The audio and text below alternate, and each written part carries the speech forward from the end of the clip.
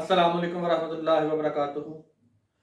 पांचवें पारे के आगाज में अल्लाह रब्बुल इज़्ज़त फरमाते हैं कि अगर तुम बड़े गुनाह जो कबीरा गुनाह है जैसे वालिदैन की नाफरमानी, अल्लाह के साथ शिर्क, जना, कत्ल, जहाज से पीछे रह जाना, किसी का माल ना हक खाना, ऐसे जुल्म अगर इनसे बचे रहोगे तो बेशक मैं तुम्हारे सगीरा गुनाह जो छोटे गुनाह हैं वो माफ़ करता रहूँगा साथ साथ। अगली आयत में अल्लाह रब्बुल इज़्ज़त फरमाते हैं कि बेशक मैंने मर्दों को औरतों पर हाकिम बनाया गया है क्योंकि वो माल खर्च करते हैं, घर का निगरान होते हैं, मेहनत मजदूरी करके घर वालों को पालते हैं। तो जिसको अल्लाह ताला ने किसी पर फजीलत दी है तो दूसरों को चाहिए कि उस पर उनकी फजीलत जो अल्लाह ने अता की है उसमें उनसे किसी किस्म का हसद और बदगुमानी ना रखें।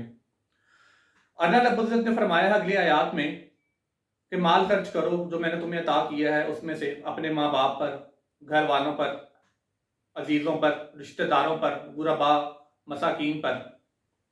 और यकीनन अल्लाह ताला ने मुसलमानों के लिए बहुत बड़ी खुशखबरी बताई है कि जो लोग अपने घर वालों पर भी माल खर्च करते हैं, जैसे वो खावंद अपने बच्चों पर, अपनी बीवी बच्चों पर घर की कफालत करता है, तो वो भी उसके लिए सदक़े में शुमार होगा और उसको भी अल्लाह ने उसका अजर अजीम अता फरमाना है इंशाअल्लाह। अगली आयत में अल्लाह रब्बुल फरमाते हैं कि बेशक शिर्क गुनाह अजीम है और मैं हर गुनाह को माफ़ कर दूंगा, लेकिन अल्लाह रब्बुल फरमाते हैं कि मैं शिर्क को माफ़ नहीं करूंगा।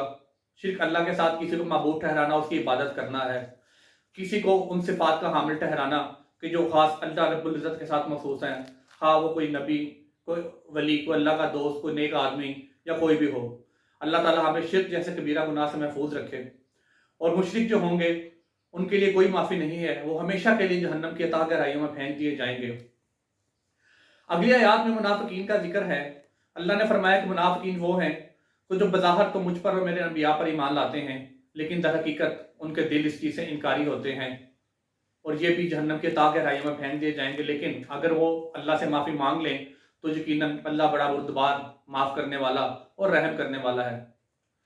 अल्लाह रब्बुल इज़्ज़त फरमाते हैं कि बेशक मैं हर गुनाह को माफ़ कर दूंगा, लेकिन उन गुनाहों में एक ऐसा गुनाह कत्ल है कि जो कत्ल अमद यानी कि जानबूझकर किसी मुसलमान को नाहक मारना है, अल्लाह ताला फरमाते हैं कि उसके लिए हमेशा के लिए इसको जहन्नम में फेंक दिया जाएगा।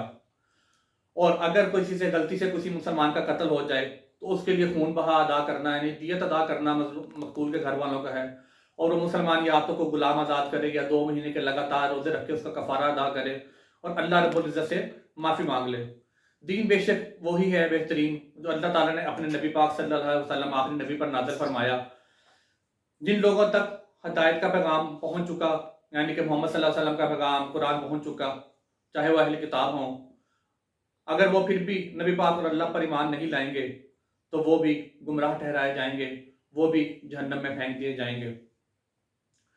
और अल्लाह ताला ने फरमाया कि बेशक सिफारिश कर देना जायज़ है, लेकिन अच्छी सिफारिश करनी चाहिए किसी दूसरे के लिए। अच्छी सिफारिश अगर आप किसी करेंगे, किसी की नेक काम में मदद करेंगे, उसके लिए सिफारिश किसी से करेंगे तो वो उसका अजर अता किया जाएगा। लेकिन अगर आप किसी गलत काम में सिफारिश करेंगे, गलत काम में किसी का हिस्सेदार बनेंगे तो यकीनन आप उसके गुनाह में उसी कदर ही शामिल होंगे।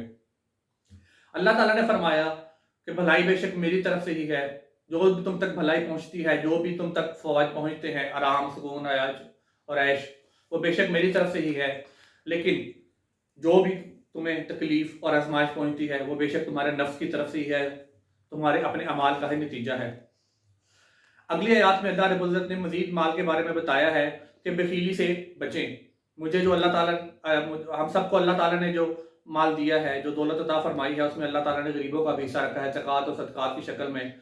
हमें चाहिए कि हम गरीबों तक उनका हिस्सा पहुँचाएँ और जो है उनका इस तरीके से ना पहुँचाए कि उनको किसी किस्म की दिल आज़ारी हो। बेशक जो सदका किसी का दिल आज़ारी करके दिया जाए, जो जतला दिया जाए, वो अल्लाह रब्बुल इज़्ज़त की रहमत की बजाय उसके गज़ब को दावत देता है। अल्लाह रब्बुल इज़्ज़त से दुआ है कि हम सब के तमाम नेक अमाल को कबूल फरमाए, हमें रमज़ान मुबारक की बरक़ात से मुस्तफ़ीद होने की तौफ़ीक़ अता फ़रमाए, हमें गुनाहों से बचने की तौफ़ीक़ अता फ़रमाए और हमें सच्चे मानों में एक सच्चा मुसलमान बनने की तौफ़ीक़ अता फ़रमाए। आमीन या रब्बल आलमीन। अस्सलामु अलैकुम व रहमतुल्लाहि व बरकातुहू।